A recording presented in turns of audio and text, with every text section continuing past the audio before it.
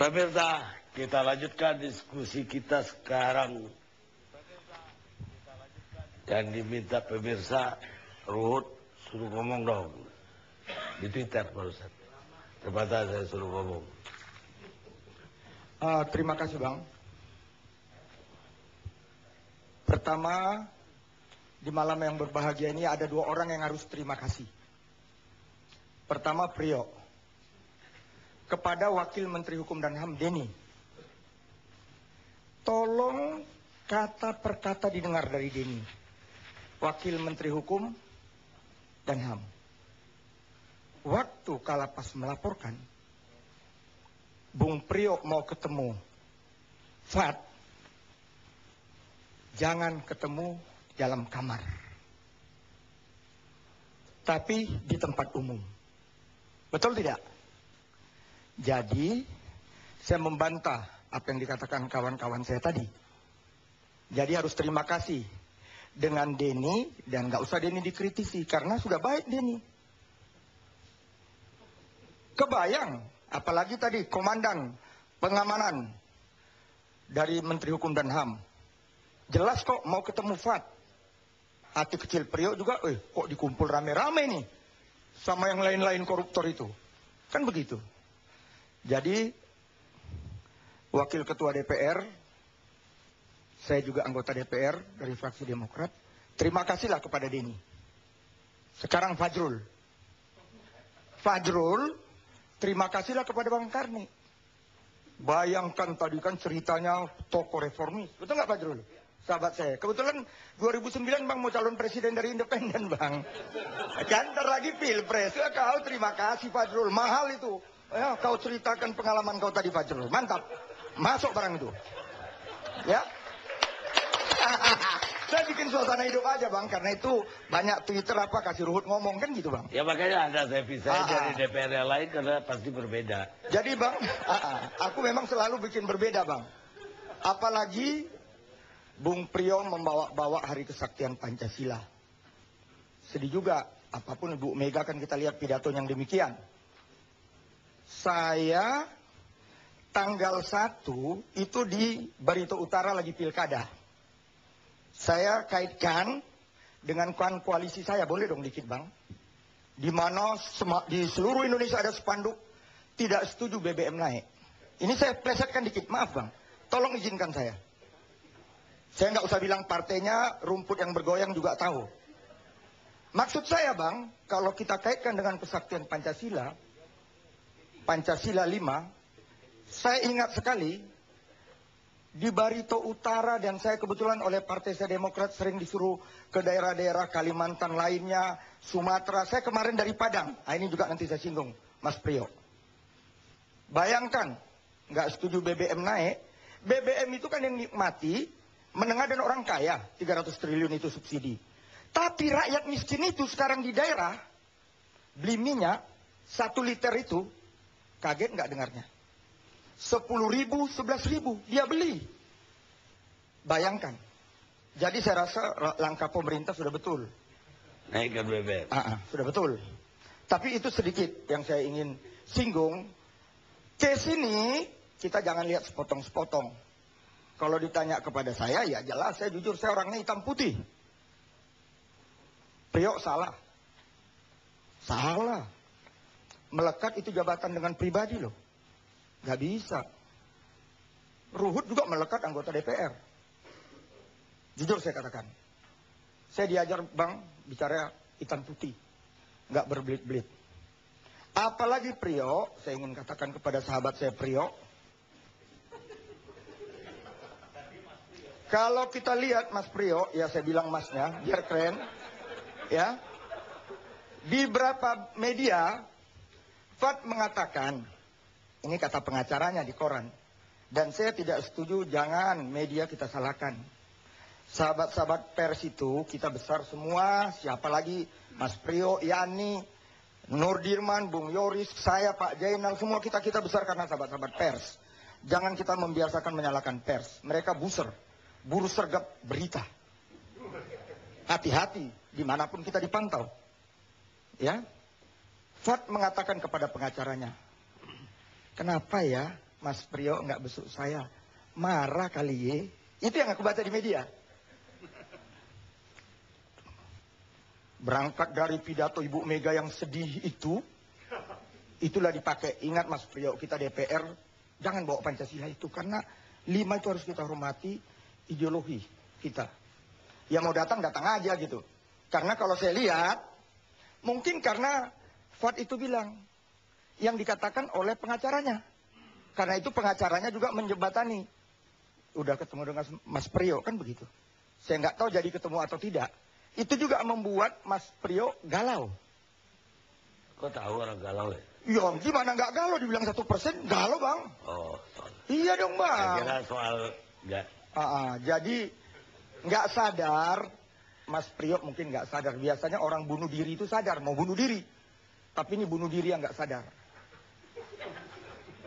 Itu saya ingin tegas saya katakan. Apapun kita mau mencegah, memberantas korupsi, rakyat miskin karena ulah para koruptor. Kan itu bang. Jadi masalah ini ke Bang Karni saya terima kasih.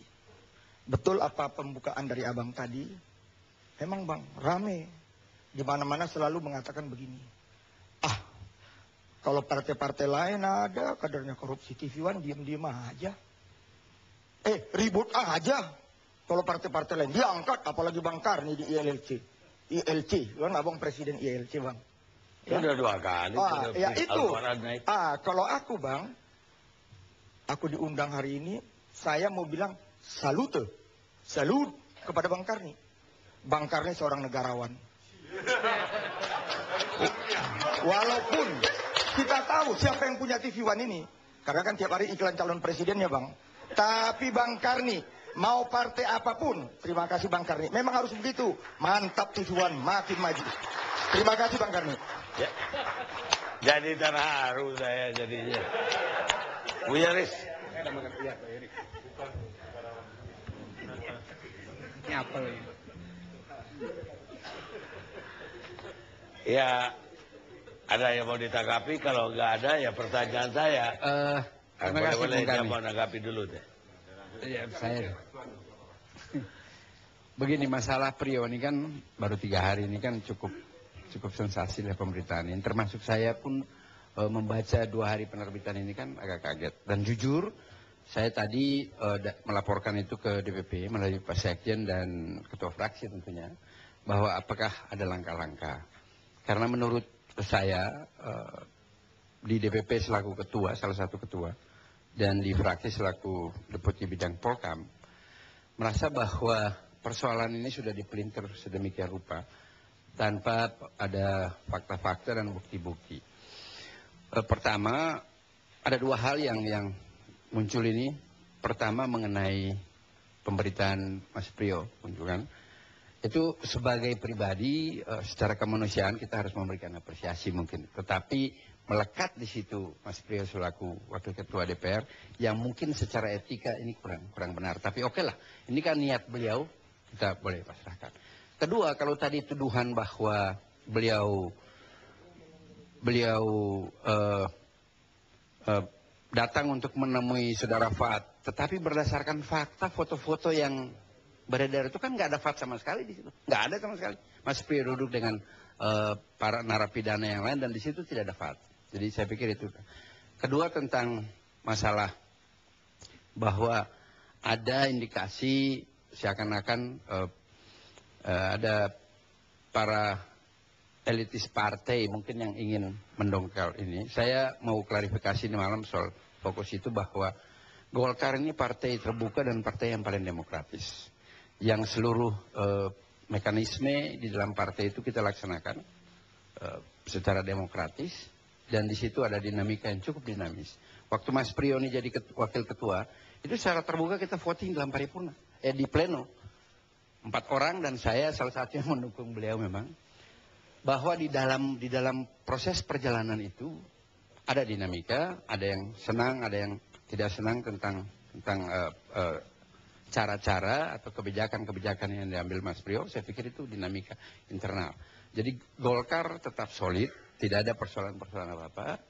Cuma mungkin kita, karena Mas Priyo sendiri yang ngomong di beberapa pemberitaan, Itu yang tadi saya tanyakan ke ketua fraksi dan kepada sekjen, dan itu sudah diklarifikasi bahwa pertama kunjungan beliau adalah kunjungan pribadi, tapi memang melekat beliau sebagai wakil ketua DPR dan dia mengunjungi yang kebetulan tadi kan sudah disampaikan oleh beberapa teman-teman bahwa juga Wamenkumham bahwa di dalam buku tamu itu disebut bahwa tujuan kunjungan itu kepada saudara Fajrul tadi juga sudah ungkapkan, saya hampir sama Fajrul, cuma saya masuk itu 94, 95 dan 2001.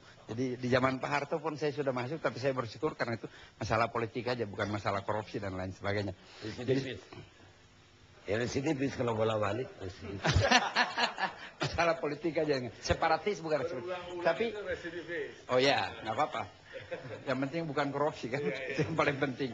Jadi saya pikir itu perlu kita klarifikasi bahwa pertama bahwa Mas Priyo di foto-fotonya yang beredar ini tidak ada Fat di situ.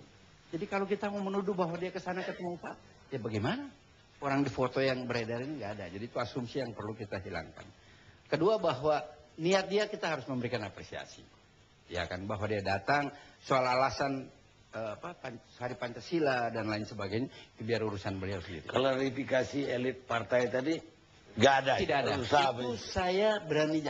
Golkar ini bukan partai baru yang baru tumbuh terus kemudian dari mana hantu belau masuk terus boleh masing-masing mencari panggung. Golkar tidak. Golkar ada mekanisme yang sudah terbangun melalui satu proses yang panjang sehingga semua kebijakan-kebijakan yang diambil baik di fraksi maupun di partai selalu memakai mekanisme yang sangat demokratis. Jadi kalau begitu Bung Priyo curigaan juga dong. Tadi saya sudah tanya sama Mas Priyo, kok kenapa bisa ngomong begitu? Ya mungkin beliau pada saat itu agak shock juga. Karena tiba-tiba belum terbiasa kan. Begitu keluar, niat dia bagus datang ke lembaga, tenang-tenang begitu keluar sudah dihadang wartawan. Wartawan yang bertubi-tubi dengan pertanyaan yang tidak terpikirkan oleh dia tentang maksud tujuan ini. Ini kan orang polos saja nih Priyo. Data gitu, mau lihat aja siapa di situ. Keluar ke wartawan sudah mulai bilang, ketemu Fat, kenapa? Ya ini susah juga sih. Pernyataan Bung Yoris sendiri akan membawa persoalan ini ke... Jadi begini, saya begitu sampai tadi pagi, kemudian dicegat sama wartawan, tanya tentang masalah ini, saya sampaikan. Saya akan ketemu dengan ketua fraksi dan saya akan ketemu dengan DPP. Kebetulan Pak Sekjen datang dan kita bicarakan di fraksi tadi dan sudah clear. Saya dapat laporan bahwa Pak Sekretaris dan Sekjen juga sudah menghubungi Mas Priyo pada saat kejadian itu. Kemudian ada pemberitaan, mereka sudah katakan dan beliau sudah jelaskan sehingga tidak ada masalah. Malah ketua umum pun pertama mendengar berita ini agak grogi sehingga beliau pun bukan grogi, kaget gitu, kok Mas Priyo bisa ngomong ini. Selama ini kita di dalam baik kepengurusan DPP maupun fraksi merasa bahwa tidak ada masalah di dalam hal ini. Semua clear dan kita mendukung beliau ini sampai akhir masa jabatan. Ingat, kalau di komisi boleh diganti-ganti ada rotasi, tapi khusus mengenai ketua fraksi dan pimpinan DPR itu periodenya tetap 5 tahun. Bagi Golkar, saya nggak tahu yang lain. Baik, saya kira gitu. Terima kasih. Terima kasih, Bung Karni. Jadi saya hanya menambahkan apa yang disampaikan oleh Bung Yoris tadi, bahwa memang tidak ada masalah di situ selain dari foto-foto. Dan kalau tadi disampaikan oleh Bung Fajrul ada buku, betul. Tadi juga saya baru saya pertanyakan. Di buku itu juga, ya untungnya nggak ada bukan ditulis itu kunjungan lapas. Jadi bukan kunjungan ke Fat. Ya, jadi kunjungan lapas. Jadi nggak ada itu disebut di buku itu. Nah, bahkan setelah sampai di situ, beliau mengatakan saya mau mengunjungi yang lain teman-teman dari Partai Golkar dan kebetulan ada dari partai lain juga ikut. Jadi hal ini menurut saya wajar-wajar aja. Jadi tidak ada yang mencurigakan atau seperti yang disampaikan oleh Bung Ruhut tadi. Ini kurang pas atau kurang tepat. Jadi hal yang spontan karena dia ini kebetulan mengambil kuliah di Unpad kalau nggak salah ya Pak Priyo, Unpad di Bandung, tanpa direncanakan begitu lihat itu, oh ini Hari Pancasila kita silaturahmi, itu sah-sah saja orang berpikir kayak gitu. Jadi bukannya soal dikait-kaitkan ini ada hal yang tidak benar. Tapi ada satu hal yang penting bagi saya di sini, bahwa rantai atau benang merah dari persoalan ini adalah sebetulnya nggak ada apa-apa. Tapi karena yang berkunjung ini wakil ketua DPR dan kebetulan kasusnya sedang marak-maraknya dan baru saja vonis dijatuhkan, sehingga seperti api disiram minyak, langsung menggelegar dia. Nah, padahal sebetulnya tidak ada apa-apa, apalagi sudah ada pernyataan dari beberapa orang bahwa tidak ada keterlibatan beliau di situ. Apalagi kalau kita lihat persentasenya yang dikatakan 1% itu jumlahnya hanya ratusan juta. Saya yakin seorang pimpinan DPR untuk ratusan juta nggak akan dia terpleset di situ.